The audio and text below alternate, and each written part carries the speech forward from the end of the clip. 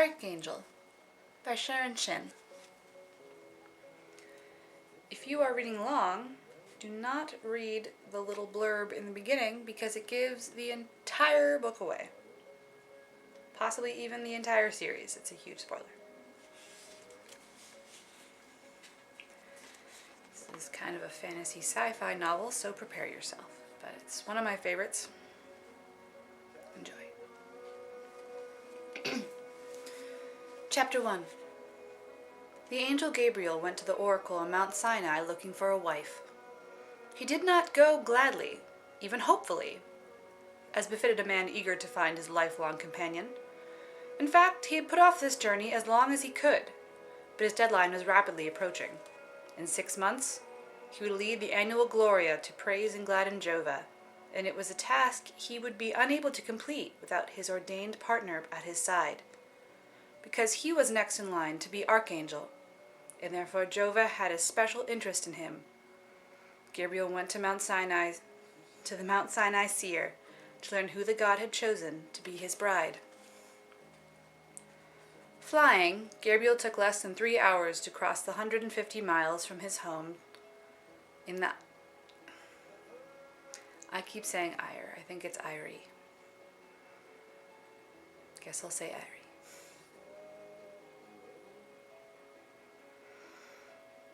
Flying, Gabriel took less than 3 hours to cross the 150 miles from his home in the Eyrie to Josiah's rock-bound retreat.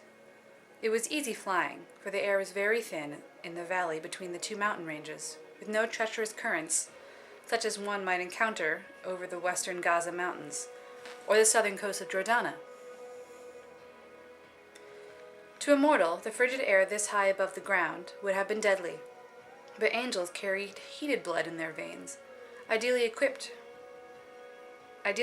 them for surviving the icy wind and the high reaches of the stratosphere.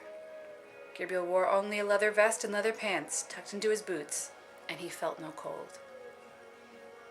When he arrived at Sinai, one of Josiah's acolytes led him to the oracle's room, moving soundlessly through the shadowy gray corridors of rock.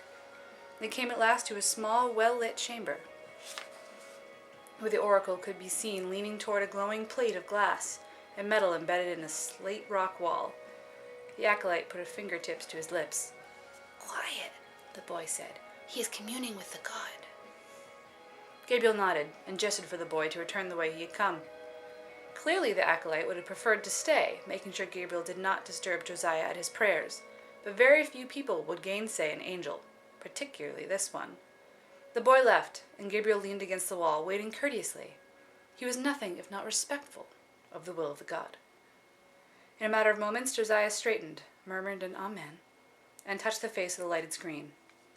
Instantly, the plate went blank. Gabriel stepped forward. "Josiah," he said. The oracle turned to him with a smile. He was a small gray man, nearly lost in a voluminous blue robe. Unlike the angels, he suffered from the cold.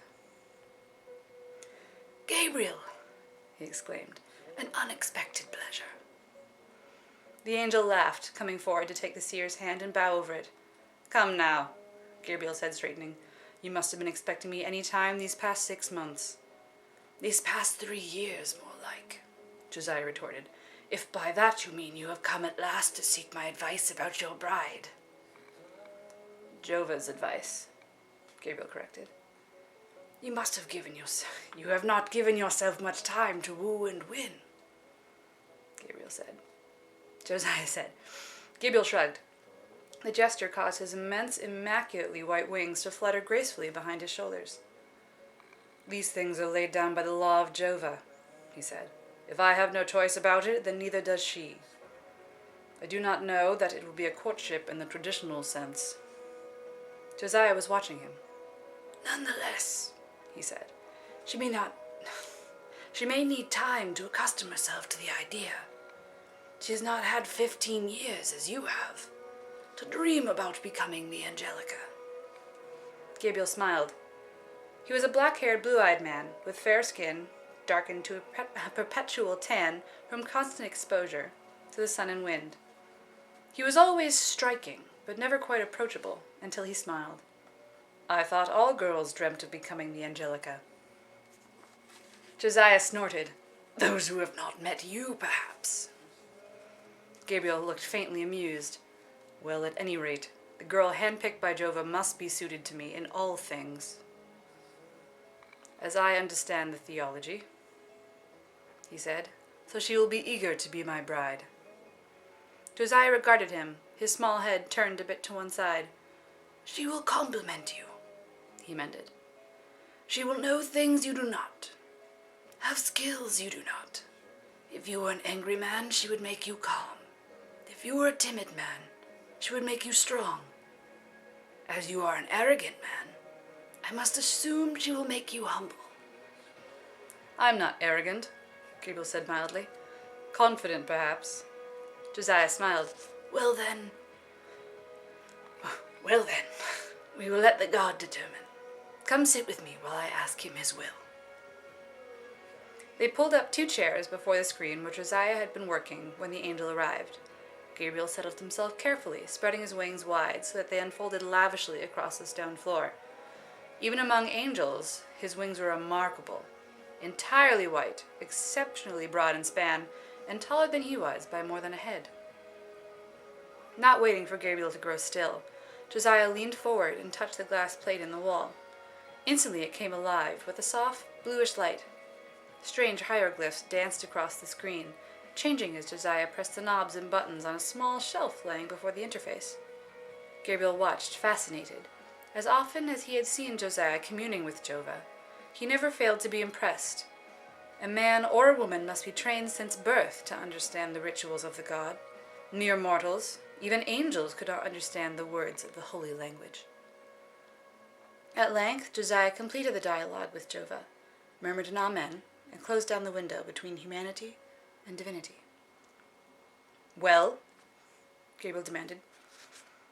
She was born in a small village in Jordana, not far from Windy Point, Josiah said. Her parents are farmers. Her family are farmers. She is 25 years old. Gabriel stared at him in disbelief.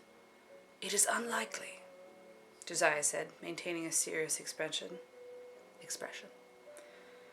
that she has ever entertained thoughts of becoming Angelica to the Archangel Gabriel. Gabriel found his voice. This is ridiculous, he said. A farmer's daughter? From the wilds of Jordana? What do we know of these people? Are they educated? Are they civilized? Can they sing? By the love of Jova! For 6 months this girl will need to stand beside me on the plain of Sharon and lead the Gloria. Can she do so? Can she sing a note? Can she be taught? 6 months, Josiah! Perhaps you should not have waited so long to seek her out, Josiah responded. Gabriel was on his feet. No doubt! But I did not expect Jova to have such a sense of humor. An untutored hill farmer. I expected a girl from the gentry of the Manadavi, or even a woman from one of the river cities. Someone trained to take on the duties of a household such as mine. You really have no one to blame but yourself, Josiah said unsympathetically. As it is, you still have 6 months. A lot can be accomplished in that time frame. Search her out immediately. I will.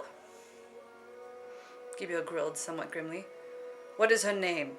Or did Jova seek to make my task harder by withholding that information? No, it was part of the registry, Josiah said. She is called Rachel, daughter of Seth and Elizabeth.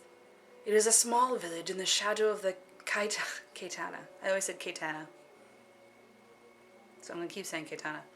Kaitana Mountains. There should not be many with that name and those parents.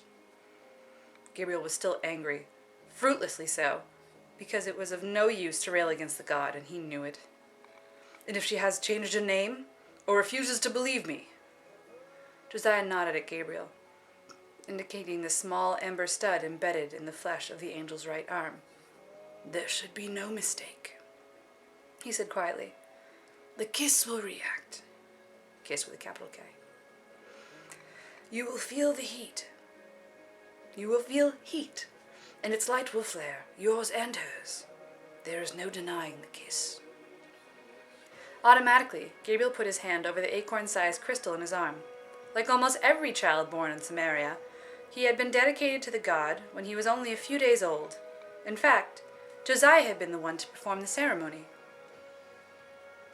Although there were priests who did no work but this the whole year round. The kiss of the god was embedded in Gabriel's flesh, grafted to the bone, and remains there until he died, and to be buried with him.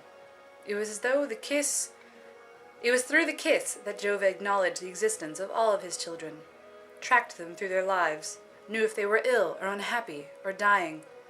At times, when he had been most exhilarated or most afraid, Gabriel had felt the kiss flicker against his skin, a slight sensation of warmth, a brief flash of light in the brandy-colored depths of the stone. "But I thought that was a myth," he said slowly. "What?" "That the kiss shoots sparks of light when true lovers meet for the first time." "No myth. Have you never seen it occur?" Gabriel shrugged impatiently. "Among some couples who have been married a long time, and who feel great mutual affection, yes, I suppose I've seen a glimmer now and then," he said. "But this business of recognizing your true lover the first time you meet, well, there should be some reaction," Josiah said, "as you are only seeking to confirm an identity, and I'm not looking for true love. Perhaps the reaction will be slight. Go to this village. She should not be hard to find." Gabriel was still frowning. "I admit it seems odd to me that she comes from a place so near Raphael," he said. "For Leah came from Jordana as well." "Jehovah does not care about the Angelica's origin," Josiah said. "He cares about her heart." Gabriel made a slight gesture of disagreement, but continued to brood. Well, it was true. The Archangel Raphael, who ruled the host of angels quartered on the bleak mountain retreat of Windy Point, had 20 years ago chosen a bride from among his own people. Her name was Leah, and she was a pale, silent woman, of whom very little had been seen outside of the annual glorias, held on the plain of Sharon. If Jehovah did indeed look to meld opposites when he selected consorts for his archangels, he had come up with a definite contrast here. Raphael was suave, smooth-spoken, and self-assured. Leah was tongue-tied, shy, and docile. Or so she seemed. Gabriel had not troubled himself to converse more than politely with her for the past 20 years. The fact was, he did not care much for either Raphael or his Angelica, though he had done his best to work with the older man during Raphael's reign as archangel. Harmony was, after all, the central tenet of their religion, and it was not for the archangel designate to cause dissension among the angels. But he had been shocked at some of the abuses that occurred during Raphael's tenure. The growth of power among the city merchants, the gradual impoverishment of the lowland farmers, the increasing violence directed against the nomadic Indori tribe. These were circumstances that were well within the archangel's power to control, and Raphael had not controlled them. To Gabriel, it seemed as though the harmony of Samaria was out of tune, that Jehovah had still accepted their singing at the Glorias, and so to Jehovah, perhaps all still appeared well. His dark meditation was interrupted by a woman's laughing voice.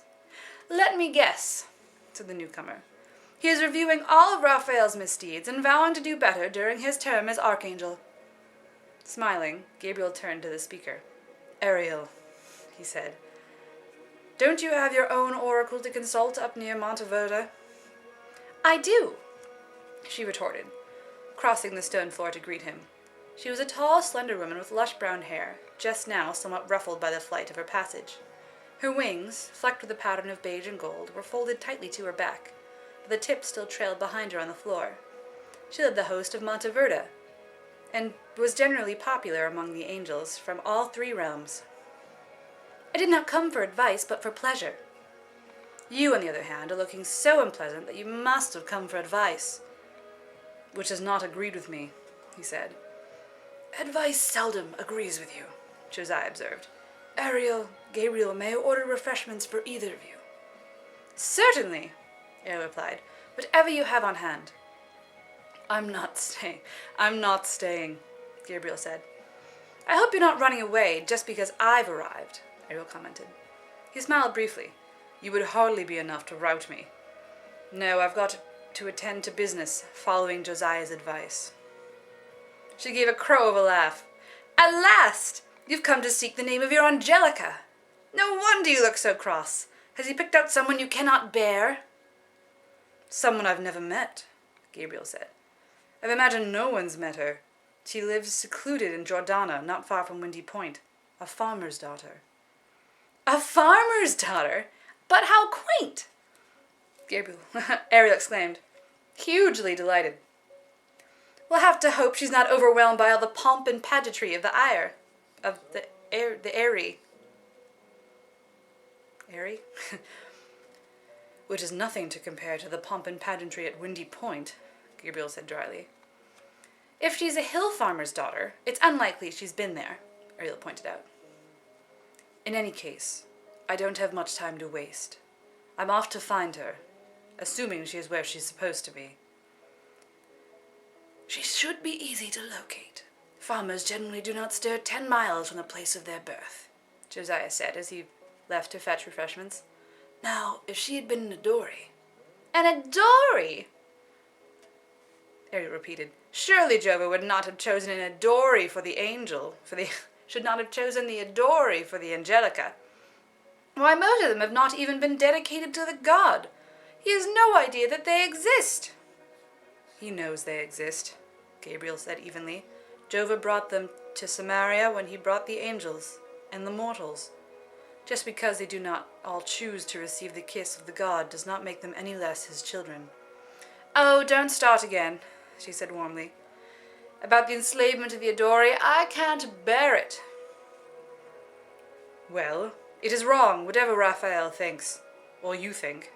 If Jova objected, would he not have spoken by now? Ariel demanded. Gabriel, Jova does not care about the Adori. At last year's Gloria, there were no Adori singers. None, not one. And there was no thunderbolt from the god of disapproval. In disapproval. There was one Adori singer, Gabriel said, in my pavilion. I did not wish to risk the god's wrath in such a stupid manner. Ariel shrugged impatiently. Well then, your virtue has again saved us all. But don't you think I'm not trying to parade my virtue before the whole of Samaria? I know you think I'm hopelessly self-righteous, but in the matter of the Adori, how deep can I go? My children, my angels, Josiah interrupted, re-entering the room with a tray of refreshments in his hand. If there is not harmony among angels, can there be harmony among men? When angels sow discord among men, no, I doubt it, Gabriel said. Ariel turned toward Josiah. He's going on about the Adori again. His passion does him credit. We are all children of Jova, Josiah said gently. But you should not discuss it if it makes you both so angry. Come, Ariel, sit with me, and tell me of happy things. Gabriel nodded to them both and turned to go, for Ariel, who had stepped away with Josiah, suddenly ran back to Gabriel before he could quit the chamber. Don't leave angry, she said, catching his arm. I can't bear the dissonance you create when you're angry. He smiled briefly and touched her hand where it lay on his arm. All right. I'm not angry. It was good to see you, Ariel. It always is. Will I see you next month? She wanted to know. At the wedding in Samora? He raised his brows. How could I miss it? He replied sardonically. Lord Jethro has practically made it a command appearance. She smiled. Will you be there and in good temper? She teased. I will be there. I cannot make promises about my mood, he said. I will bring Nathan with me. And your bride? If I have found her by then, if she is fit to be seen in company. Ariel choked back a laugh. Gabriel, you're horrible. He smiled. Don't start another quarrel with me, he warned. I wouldn't think of it. Fast flight to you, and sweet dreaming. Gabriel nodded again to the oracle. Josiah, he said, and left the room. It was with some circumspection that Gabriel entered the realm of Jordana. It was not that Raphael could have any objection to his presence there, but still, Gabriel was not eager to explain to the Archangel that he had come seeking his own bride, who would stand with him when Gabriel took over the position Raphael had held for 20 years. Nor did he feel like admitting that his Angelica was a hill farmer's daughter who had probably never heard his name.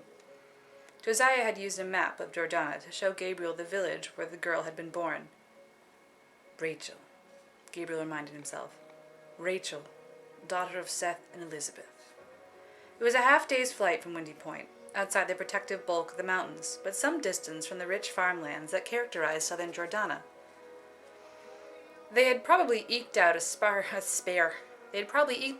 existence for centuries, Rachel's family and their ancestors, knowing little more than the turn of the seasons, the capriciousness of the climate, and the stinginess of their rocky soil. None of this knowledge would translate well to a girl's role as Angelica.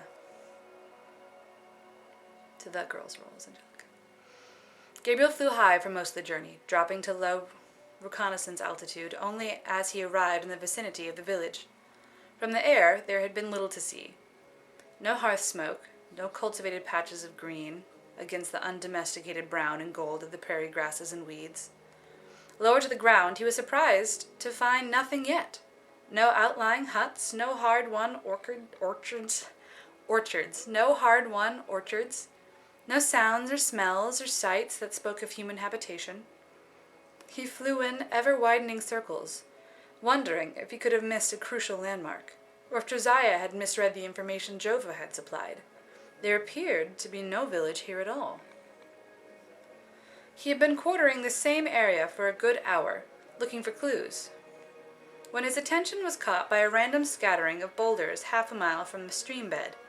Not so random, if looked at just right. If a few of the boulders were rolled back into place, and a few more dug up from the loamy earth, they would have formed a series of rectangular shapes that once could have been small houses standing side by side. Gabriel canted his wings and came down, landing with practiced ease in the ball of his feet. There was scarcely a hitch between the last wing beat and the first footfall as he strode forward to inspect the boulders.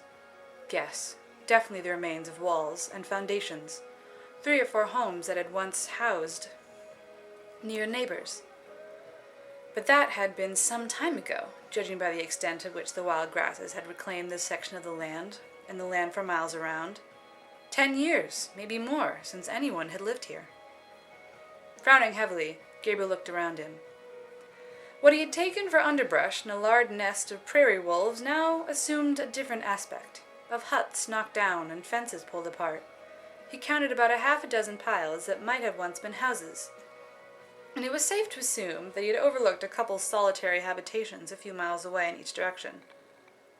But farmers don't abandon their homes, he muttered, kicking at a piece of moldering wood that might have formed the crosspiece of a roof. They live in one place forever, and their children live there, and their children's children.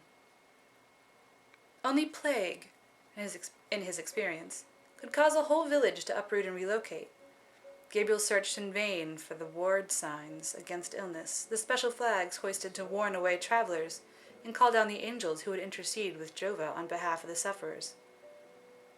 He found nothing like that.